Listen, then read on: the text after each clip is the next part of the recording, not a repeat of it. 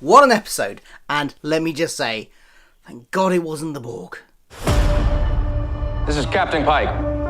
We have one job. Protect Commander Burnham until she reaches her target. Section 31 is in our way. Get it done. In 5, 4, 3, 2, mark!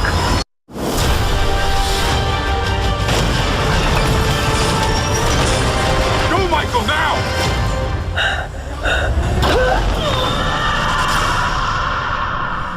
Hi, I'm Phil. Welcome to my channel where I talk about all the geeky pop culture things that I like, and I like Star Trek, so I've been reviewing every episode of Season 2 here on the channel, and we're up to the last episode, the very last one, Such Sweet Sorrow Part 2. Yeah, and then that's it for probably another year or so. Don't worry though, if you're here for the Star Trek content, I am planning on doing some other Star Trek content throughout the year. Maybe not quite as regularly as I do my Doctor Who content, but I will be planning on keeping some Star Trek stuff going. So let me know in the comments below what Star Trek content you would like to see from me now that the show has finished for another season. What can I do in between seasons for Star Trek? I've done in the past, I've done some lists type things, I've done some commentary type things about continuity errors and things. Would you like more of either of those, or would you like something completely different? I'm kind of halfway through a rewatch of all Star Trek, which I kind of stalled on about 2 years ago, around about TNG Series 4, Season 4, and haven't picked up again since. So I need to pick that back up. Maybe I could do some reviews of TNG. Is that something you'd like to see? Let me know anyway in the comments below. But that's the future. The future, yeah. A lot about the future in this episode. That's the future. Let's talk about this episode. Boy, what an episode. Oh my god, it was so action-packed. It was non-stop, but not in a bad way, not even in a, and I like the J.J. Abrams movies, but not even in a kind of like relentless, slightly taxing way that the J.J. Abrams films are. And don't get me wrong, I quite like the J.J. Abrams films, but sometimes you kind of wanted some quieter moments in that. The good thing about this episode of Star Trek Discovery is that we got all those quieter moments in part 1 of Such Sweet Sorrow. And I think that was the right choice. What they did, they knew that it's a criticism that some people, if you like Doctor Who as well, because I review a lot of Doctor Who here. And one of the criticisms of the recent Doctor Who episode Resolution was that they broke away from the action too much to go to the very quiet plot of Ryan and his dad. If you don't watch Doctor Who, you won't have a clue what I'm on about. But that was a criticism. And what I like here in Star Trek is that they didn't do that so much. It didn't actually bother me too much in Doctor Who. But here, they didn't do that. They got all of the sort of quieter moments out of the way in the first part, and so they could concentrate on the action here. Now that doesn't mean that we didn't get any really good character stuff. It wasn't the slower character stuff. We got some great under pressure character moments from lots of the characters in this episode. And we even got a couple of slower moments, but they didn't feel like they were taking away from the pace and the tension and the adrenaline of the rest of the episode, which was really good. We launched the episode straight into battle, and what a battle it is. There's, fighter dogfights going on. There's action on both bridges of the Enterprise and the Discovery. There's, stuff that comes like, but that initial battle, let's talk about that initial battle, because it was visually stunning. Now, I haven't seen it yet, but I suspect some people might say that fighter sort of battles, dogfight type battles aren't really the way that space battles are fought in Star Trek. You usually have two big ships fighting each other, firing torpedoes, that kind of thing. And the smaller one-man or two-man fighter type fights don't really happen that often in Star Trek, and therefore it kind of makes it feel a bit more like Star Wars or a bit more like Battlestar Galactica. But, and they have a point, that isn't usually what happens in Star Trek. So, as it doesn't happen very often, you think that people wouldn't be trained for it. I can see there's a valid criticism there, possibly. But it resulted in such a good scene that I just don't care. It is such a good fight. It is I don't know, it might even be... It's certainly the best action scene we've seen in Discovery. It's going to be in the top 5 of best action scenes, I think, of the whole of Star Trek. It was fantastic. Brilliantly shot. And I loved the way it was directed. I loved the way it was filmed. The cinematography on it was brilliant. I loved the way the acting on it. Everything sort of came together to create a really good scene that kept me on the edge of my seat throughout the whole of the episode, pretty much. What I really liked about it was how they dealt with the fact that there were different situations and different threats going on in various different locations at the same time. There's a danger with that you kind of get a bit lost in cutting between the different things that are going on, and you maybe lose track of what's going on, or the danger that you spend too much time with one thing and therefore the other ones kind of get a little bit left behind. But I thought they handled it really well here, cutting between in that initial fight. They were cutting between the Discovery bridge, the Enterprise bridge, and the more dogfight style space battle that was going on. And you had a nice blend of the traditional Star Trek space battles, because the bigger ships were still firing at each other and firing at the smaller ships. They were still firing their lasers, their phasers and stuff, as well as the dogfight going on. So you kind of had this nice blend of sort of Star Wars fighting, style fighting, space fighting, and Star Trek style space fighting. And part of that Star Trek style is seeing the tension and what's going on the bridge, and, you know, consoles exploding bizarrely for unknown reasons, and all that sort of stuff. All that is Star Trek. And we got all that, and we got the space battle, and the way they kind of cut between them, didn't stay on one too long, didn't rush one either. And the transitions, the way they swooped around, loved that, looked visually stunning. The one bit that looked a bit off was when they had the communication between the ships, and they had the split screen bit where they had 3 of them on at once with the red bars in the middle. I don't know, it didn't fit with the rest of the episode, because it's not even like it was a stylistic choice to keep that as a thing that kept on happening throughout the episode. Like, the director of that one episode thought that was a good style and stuck with it. It was just in that one moment, and that was a bit odd. But that's nitpicky. But yeah, amazing battles. And throughout all of it, we got some nice little character moments as well. We got, Saru being a badass captain. He really took control here, and I'm really looking forward to hopefully seeing him in the captain's chair for the whole of Season 3, because more of that is definitely needed. Got some great stuff from Pike throughout the episode, and at the end as well, towards the end, when he's dealing with the photon torpedo. The photon torpedo and all the other threats, because another thing I liked about this episode, and the way it kept the pace up, I think, and the way it kept the tension up and the adrenaline going and kept me on the edge of my seat, was that it didn't just rest on there being this battle and like one additional thing. You know, they kept on adding to it. You know, just when you were starting to think, oh god, what are they, you know, this battle can't go on the whole episode, surely something else is going to happen. Then they drop in, you know, Leland boarding the Discovery, and you get a fantastic, amazing showdown between him and Georgiou. And yeah, Nun was there as well, but she, you know, it was him versus Georgiou that was the focus of that, definitely. And fantastic stuff from them. I loved the moment where she wins. Skipping ahead a little bit here, but she wins. She turns on the gravity in the chamber thing and disintegrate. I don't know what she does, but it basically brings all of the nanites out of him, doesn't it? And kills him. And just that little laugh, that little glee in her eyes. It was a bit of the old Mirror Universe Empress coming out again there, and the glee at people's suffering, and that was quite nice to see.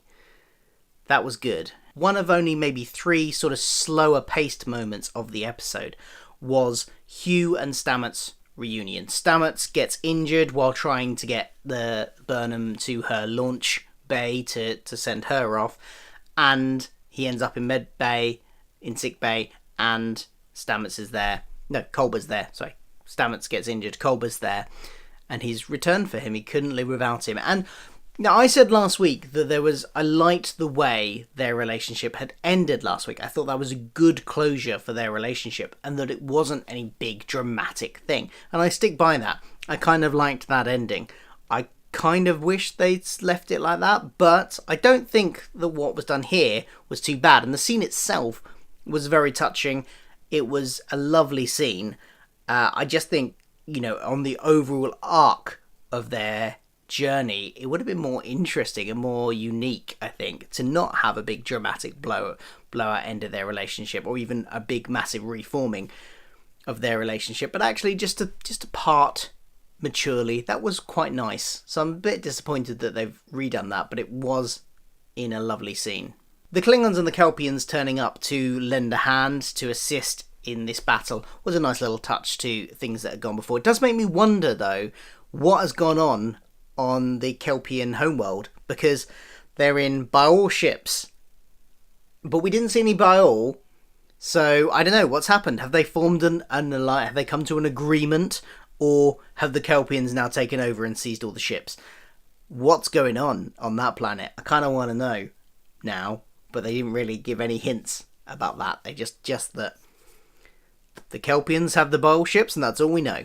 I suspect also, given the ending of this episode and the fact that Discovery has been launched into the future, that this may be the last we see of L'Rell, at least in this series. If the Section 31 series does go ahead, maybe we'll see her in that. I don't know.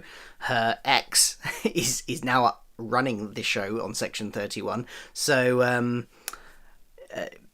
who knows? We might see her again, but I think this is the end of her Discovery arc, and I'm not sure how I feel about that, because the Klingon stuff has always been the weaker part of the show. And so in one respect, I'm quite glad that it's ended. But in another respect, it feels like there's a few little dangling loose ends in terms of getting the Klingon society back to where we would imagine them being in the original series sort of era. And also just personally with their arcs. They've been tying up some, so I think it's probably tied up enough that you could leave it, but there's stuff there they can explore if they want to in the Section 31 series, if they do decide to include the Klingons in that. Now let's get to Burnham, because a lot of people really didn't want Burnham to be in the suit at any point, and I kind of was with them most of the way through this season. I really didn't want it to be Burnham. And then we got the sort of flip red herring kind of thing that it was her mum, but actually the signals, turns out, did come from Burnham. So the plan here is that Burnham's going to take Discovery to the future and then hop back and set the signals. That's the plan. But of course, another aspect of, third act twist type stuff, they can't get to the future for some reason, and Spock, being the logical guy he is, works out why. It's because she needs to send the signals from here. She needs to jump back and set all those signals. I think it's a nice sort of conclusion to the signal arc, which I have issues with as an arc and just the logic of it. I'll say it once again because I said it all last week, but basically I don't get why all 7 signals appeared to start with before the point where she went back to set them. How did they... And also, if they had all 7 signals, why did they not know where they all were? I don't know, maybe I missed a line of dialogue or something. Anyway, it doesn't seem to make much logical sense to me. But I kind of like the way they wrapped it up here, so fine, it's all over and done with now.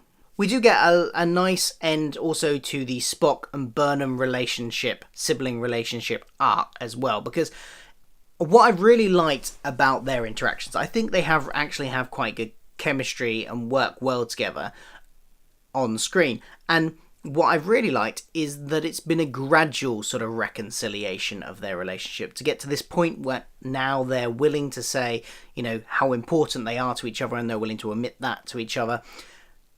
To get to that point has been a sort of gradual process. And I was really worried in the first couple of episodes with Spock in, and when they were setting him up before that we'd just get them being antagonists to each other for most of the season, and then suddenly on the last episode something would happen, and that one thing would be the thing that brought them back together. And I'm really glad they didn't do it that way, and that we've actually seen them sort of gradually in each episode take a bit more of a step forward towards that reconciliation. It feels more natural that way, and we get the culmination of it here in this exchange between them when they realise that Spock can't get back to Discovery to come with them to the future. Back on Enterprise, of course, we've got a photon torpedo that embeds itself in their hull. It's going to explode. It's going to take out a quarter of the ship. They need to get down there and do something. And it ends up being, at the very end, it ends up being the Admiral and Pike. And in the end, we of course get the sacrifice of the Admiral to pull down that bulkhead so that Pike and the rest of the ship can survive. Presumably if they didn't...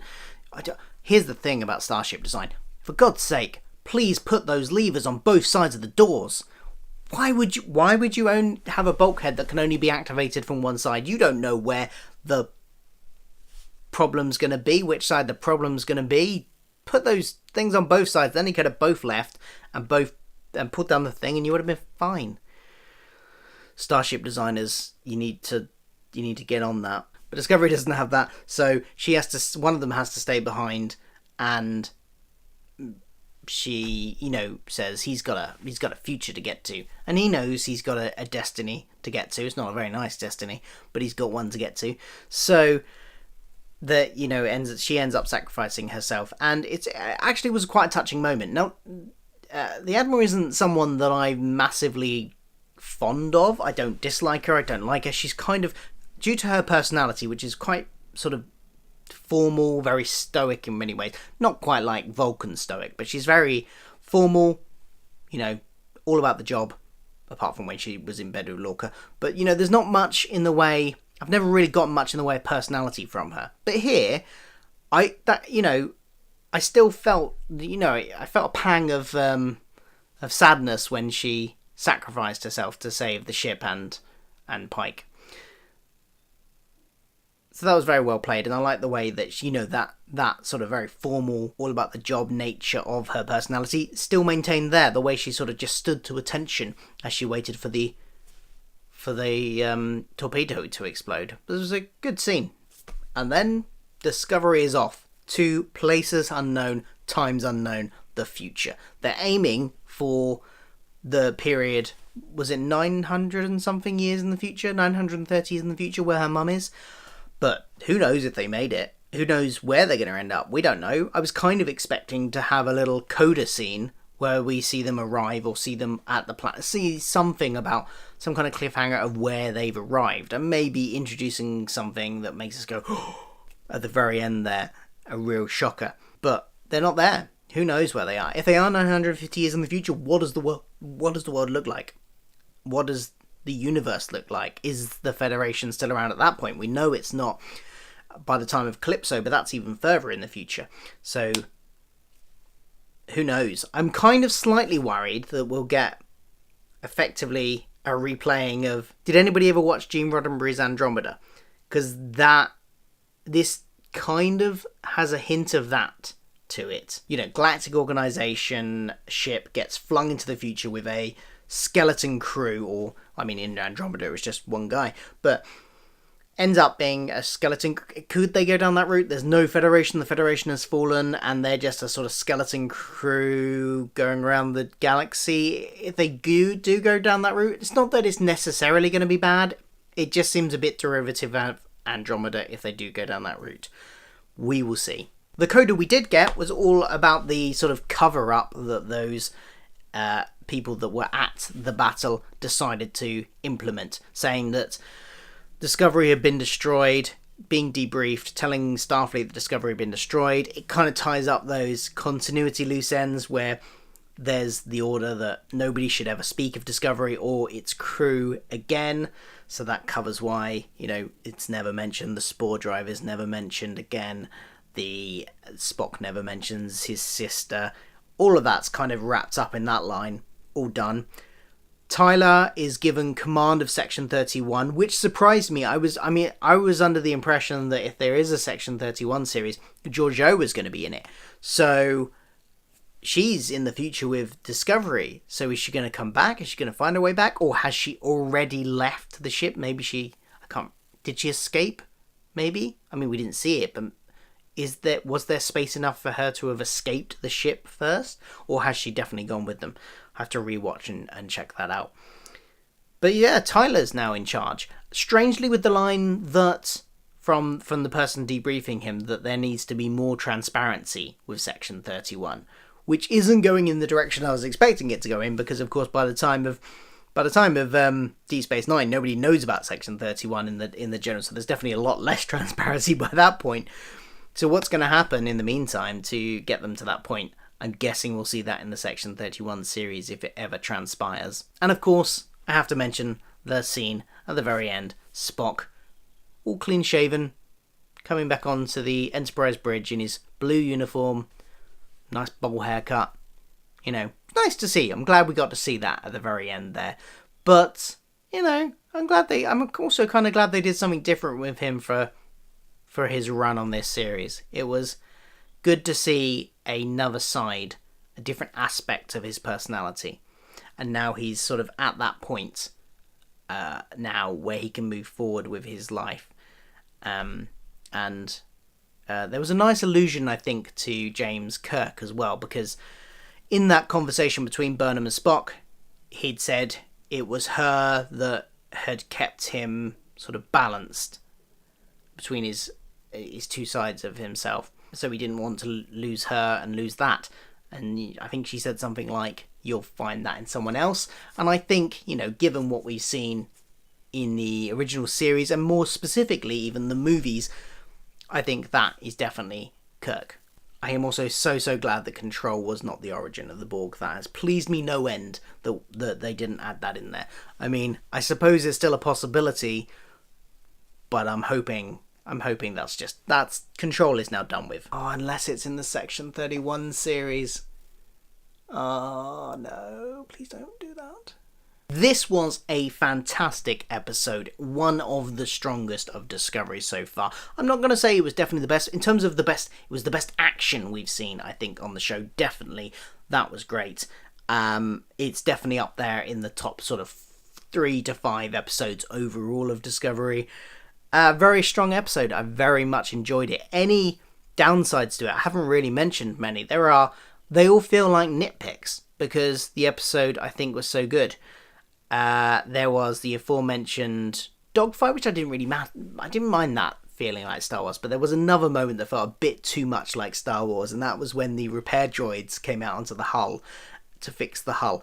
Now look, I get that they need some kind of mechanism for fixing the hull, but that was just a bit too much like, you know, your R2 droids coming out onto the hull of ships to fix them. I get they need something to repair the ships, but just go with kind of like a little scuttle thing or something. Not something that has like, that's so very much even resembled R2-D2 in terms of its height and its sort of gliding movement. It was just, but you know, that's such a little nitpick. And anything I have, like Tilly was massively like, her bit was kind of like just shoved on to give her something to do.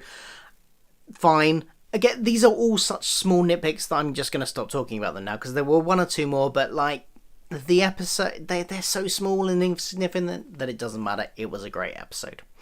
Look, I want to know what you feel about it. Let me know in the comments below. Did you like this episode? Are you with me on it being a really exciting episode, or did you not like it? Maybe you thought it was too action-packed. Maybe you don't like that and you want some more calmer moments. Whatever.